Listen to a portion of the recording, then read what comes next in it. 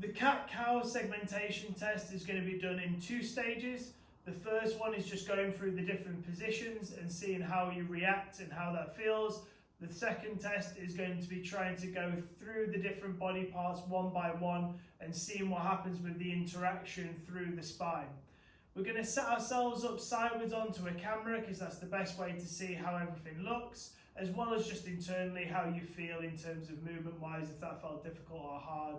We're going to be setting ourselves up with hands under our shoulders, knees under our hips, and then for the first one we're going to be working our way up into a really rounded position and then into an arch position.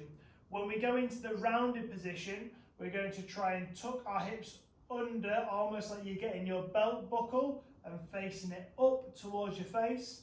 You're going to be trying to push your shoulders backwards up towards the sky, and then you're going to tuck your head under as if you're looking through your legs.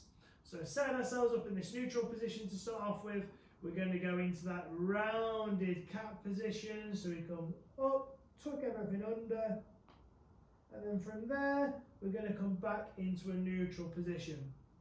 The second one is the opposite, where instead we're going to tilt our bum backwards, almost like we're lifting our bum up towards the sky. We're going to put a big arch in our back and we're going to lift our head to look up towards the ceiling. So from there, we're going to arch and lift everything up. We're going to go through that a few times, and I just want you to see how everything feels and which position maybe feels easier or harder, or how it moves in general. So from there, into this rounded position, and then into the arch. After you've gone through that a few times, what I want you to try and do is go through it segment by segment. So we're going to go hips tucking under, back rounding, head tucking under. We're going to go hips arching, back arching, head arching, and then we're going to go through the other way, where we go head rounding, shoulders rounding, hips rounding, and then we're going to go head up, middle of the back arching, and then bum arching. I just want to see both if you can manipulate those parts individually and how flexible and how movable your back is.